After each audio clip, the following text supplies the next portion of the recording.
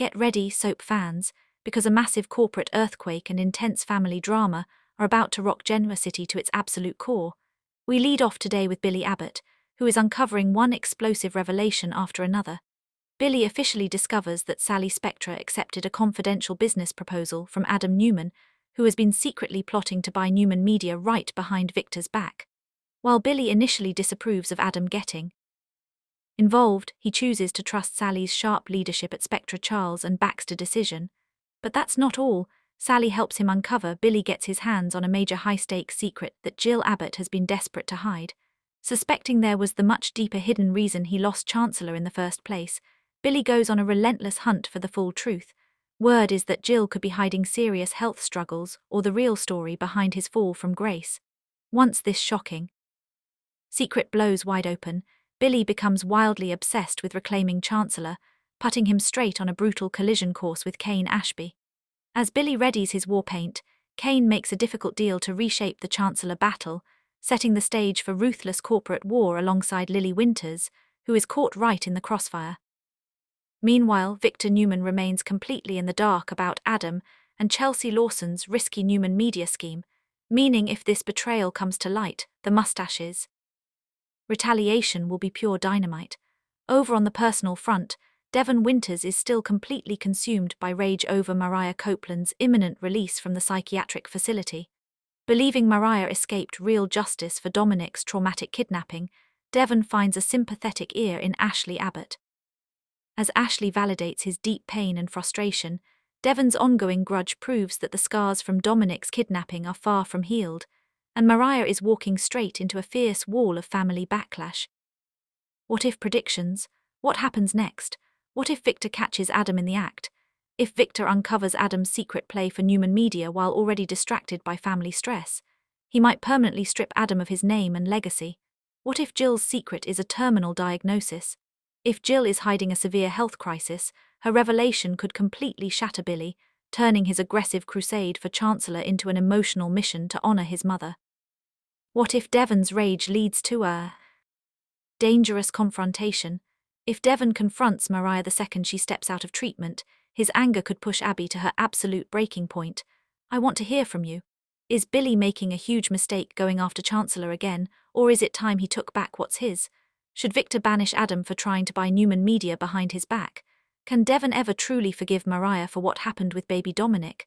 Sound off in the comments below with your wild predictions. Thank you so much for watching. If you love this high-octane spoiler breakdown, please hit that like button, drop a comment, share with your fellow soap addicts, and don't forget to subscribe so you never miss a second of the Genoa City drama. Catch you next time. Nick Newman just collapsed on screen, and the reporting I've got says his life is genuinely hanging in the balance right now, in the middle of what's being described as an addiction crisis, pulling the entire Newman family back into emergency mode. This is another one of those current unresolved situations. The same way Jack Abbott's stabbing was a few episodes back. So I want to be upfront that I'm describing something actively in motion rather than a settled piece of character history I can analyze from a comfortable distance. Let's start with the actor because Joshua Morrow's relationship with this character is genuinely one of the longest continuous runs we've covered anywhere in this series. He was born Joshua Jacob Morrow on February 8, 1974 in Juneau, Alaska, another unusual non-California birthplace for a soap actor. Similar to a couple other performers we've discussed in this podcast, he entered daytime television in 1994 as Nicholas Newman, and here's the detail that genuinely sets him apart. He never really left the role 3 decades and counting in the same part on the same show. Before or alongside that soap career, he also briefly pursued music, forming a group called 3 Deep with Eddie Cibrian and CJ Hay. Active from roughly 1998 to I think that's worth flagging as a fun, very specific artifact of its era. A soap actor briefly becoming part of a pop group alongside another recognizable young actor of the time, which tells you something about how thoroughly soap stars of the late 90s got positioned as broader pop culture heartthrobs rather than being confined purely to daytime television. That combination of soap fame and music group visibility helped make him one of the most recognizable younger leading men of that entire era. On awards, he's a multiple daytime Emmy nominee, though the material I've got emphasizes his career longevity more heavily than a specific itemized trophy list. In 2024, there was real coverage around his 30-year anniversary on the show, which underscores just how much of his entire adult professional life has been spent inside the Newman family orbit. Specifically, I want to note that his reputation's also been shaped significantly by his long-term screen partnerships, particularly with Sharon Case and Michelle Stafford, whose characters we'll get into shortly, since those pairings have been central to how audiences have experienced Nick Newman across decades. Personal life: the material I've got doesn't focus heavily on detailed private life updates in this particular research pass. What's clearly confirmed is that he's spoken warmly in interviews about his long career and about the cast relationships that have helped sustain it across 30-plus years. No verified net worth figure exists in what I've got, consistent with this entire series, so I won't invent one. As of 2026, Marlowe remains actively tied to Y&R and to Nick's current health and addiction storyline. Recent spoiler coverage puts him in a genuine crisis state as a character, while anniversary coverage and ongoing discussion around his milestone continue to affirm he's still one of the show's core men, both as a performer with real sustained industry standing and as a character central to the current storytelling. All right, let's get into Nick Newman himself, and I want to be thoughtful and careful here because we're dealing with an active addiction storyline, and I think that requires a specific kind of responsible handling rather than treating it purely as plot mechanics. Nicholas Newman first appeared in 1994, played continuously by Marrow since the debut. He's the son of Victor and Nikki Newman, which places him directly inside the same family structure we've discussed extensively in the series through Victor's own profile, and he's one of the show's most important second-generation legacy characters. His occupation centers on being a Newman family heir, a businessman, and this is a specific and useful phrase from the material, a frequent Genoa City fixer, someone who gets pulled into solving other people's crises as much as generating his own. This personality, as established across decades, is protective, impulsive, loyal, troubled, compassionate, stubborn, and often genuinely torn between family duty and personal desire. I think that combination is worth sitting with because it positions him differently from his father. Where Victor's defining trait is control, Nick's usually written as the more emotionally accessible Newman son, someone whose accessibility makes him useful in both romantic storylines and crisis-driven ones. He's not the character who dominates a room through sheer, well, the way Victor does. He's the one people can actually approach. His family core includes Victor, Nikki, his sister Victoria, and his brother Adam, all characters we've touched on in various ways throughout the series when discussing the broader Newman family structure, which places him squarely in the middle of ongoing Newman power struggles even when he's not the one directly generating them. His romantic history is extensive and genuinely central to how the show's been experienced by longtime fans specifically. His relationships with Sharon Case's Sharon and Michelle Stafford's fillies have functioned as some of the show's most durable love triangles, and the material's clear that both relationships continue to shape fan discussion even now, years and years into the character's run. That's a meaningful detail because it tells you Nick's romantic history isn't just accumulated backstory.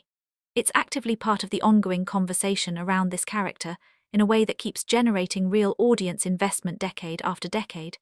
His character arc, broadly, has always balanced terrorism with rebellion, written as a supportive son, a protective father, a romantic lead, and repeatedly, a man who gets pulled into the Newman family's darker conflicts despite his more accessible, sympathetic nature. That balance is exactly why he's been able to carry both intimate relationship storylines and larger corporate or moral crises across 3 decades without the character feeling one note in either direction. Now, the current storyline, and I want to handle this part specifically with real care. Recent coverage describes Nick as currently battling addiction, with his collapse pushing him toward what's described as a genuinely precarious, potentially life-threatening situation. I want to be clear that I don't have the clinical or narrative detail on what substance or substances are involved, the specific circumstances that led to this crisis, or the granular mechanics of how the collapse unfolded on screen. So I'm not going to invent or speculate about those specifics. I also want to be intentional about how I discuss this at all. Addiction storylines, even fictional ones, deal with real, serious subject matter that affects real people, And I don't think it's appropriate to treat this the same way I might a purely dramatic device like a stabbing or a corporate takeover. I want to describe what's being reported factually, without dwelling on specifics in a way that could read as sensationalizing or worse, glamorizing addiction as a dramatic plot device rather than acknowledging it as a genuine, serious struggle. What's clear from the coverage is that this crisis is drawing the Newman family back into what's described as a united parental response, Victor and Nikki specifically being pulled together in a shared urgent effort around their son. I think the detail worth naming because it reflects something genuinely true about how families often do respond to a loved one in crisis, a coming together that transcends whatever other conflicts might normally divide them. The coverage also suggests this storyline connects to the broader Abbott-Newman conflict that's run through so much of this show's history, meaning Nick's personal crisis isn't happening in isolation from the larger power struggles we've discussed throughout the series. It's tied into that bigger web rather than existing as a separate, self-contained plot. His in-universe power structurally comes from the Newman name, his access to the family business, and his emotional influence within the family unit specifically. He's not usually portrayed as the coldest strategist in Genoa City, the way his father can be. He's one of the family members most likely to actually pull people together during a crisis, which makes him a genuinely different kind of power player than Victor. Less about control, more about relational connection, and I think that specific quality is exactly what makes the current storyline land with real weight. A character whose defining strength has always been bringing people together is now the person the entire family has to rally around, which is a meaningful inversion of his usual narrative function. On wealth, no specific verified net worth for Nick and what I've got, so I won't invent one. He's fairly described as Newman wealthy with status and access tied to the family empire without a precise dollar figure attached, consistent with how we've handled every other character's finances throughout this series. Let me offer some analysis here, while being mindful of the sensitivity this particular storyline calls for. Here's what I think is worth noting structurally about this moment. We've discussed, across this podcast, several characters whose crises test some specific established trait. Jack Abbott's stabbing tests his role as protector and strategist. Billy Abbott's ongoing volatility tests his capacity for stability. Nick's current storyline does something a little different because it takes his single most defining strength, his emotional accessibility, his role as the family member who pulls everyone together, and inverts it into vulnerability. The person who's usually the connector is now the person everyone else has to connect around. That's a genuinely well-constructed piece of character-driven crisis writing, if the show's handling it with the care this kind of material actually requires. I want to be honest that I don't have enough detail to assess how responsibly the show is handling the specific mechanics of this addiction storyline, and I think that's an important thing to actually be able to evaluate, given how these narratives can either responsibly reflect real struggles many viewers may be personally connected to, or risk mishandling sensitive material for the sake of dramatic stakes. I'd rather flag that gap honestly than assume either a positive or negative read on the writing's specific handling of it.